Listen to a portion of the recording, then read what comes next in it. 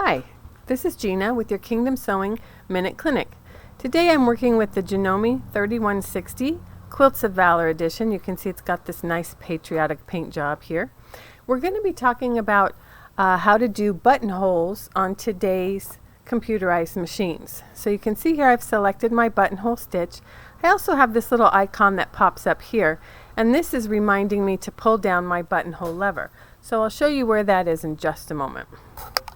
First, let's come down to our needle level. You can see here I've got out my buttonhole foot, and we're going to open up the back of the foot here, and we put our button into the foot, and then we're going to close it down tight so that it holds the button in there.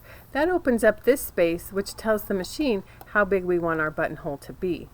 So I'm going to put this onto the machine with the button to the back behind the needle.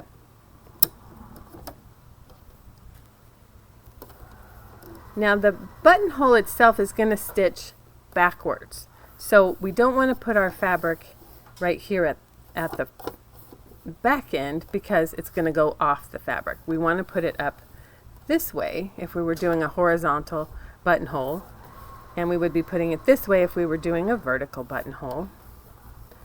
But I'm just doing a sample here, so we'll just place it right here. Now it's going to sew backwards first, and it's going to do a reinforcing stitch underneath. So it starts with just, and here it's telling me I forgot to pull down my buttonhole lever, so let me show you that. That comes down here in between those two spots I showed you on the foot, and so the machine can measure how big the buttonhole needs to be. Let's do that again.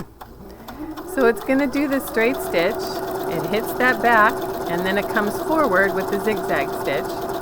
It's going to cross over and do that straight reinforcing stitch on the other side, and it does both legs of the zigzag coming forward, so there's a nice consistent distance on both sides. It'll bar tack, and then it'll do a couple of stitches to tie off.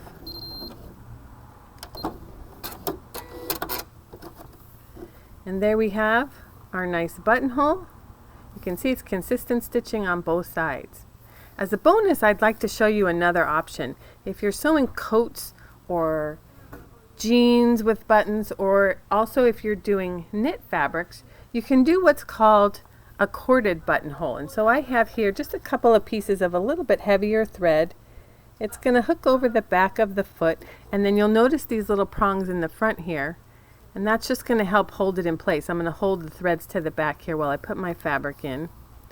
And what happens here is we're going to stitch over this cording, and that will help to reinforce the buttonhole and keep it from stretching out of shape, particularly, as I said, if you're working on knit fabrics that tend to want to stretch as you use them. So this will help keep everything nice and stable.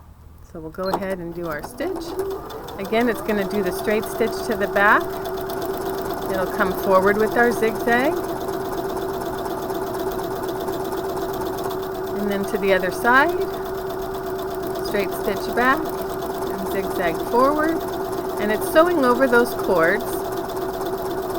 It'll do the bar tack and tie off with a couple of stitches at the end.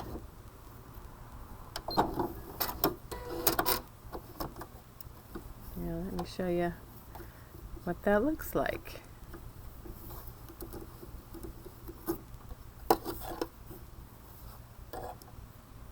So you can see the cords coming through my buttonhole here. Let me back the camera off just a little bit for you. So then we're going to pull on these cords till they're tight. We don't want to cut them, or that kind of defeats the purpose. So we're going to pull down till those are tight into the buttonhole. There we go. I would tie them off and take a needle and take them to the back and weave those ends in. But now we have a nice reinforced buttonhole, and that's going to be very sturdy. So why don't you give it a try? This has been your Kingdom Sewing Minute Clinic.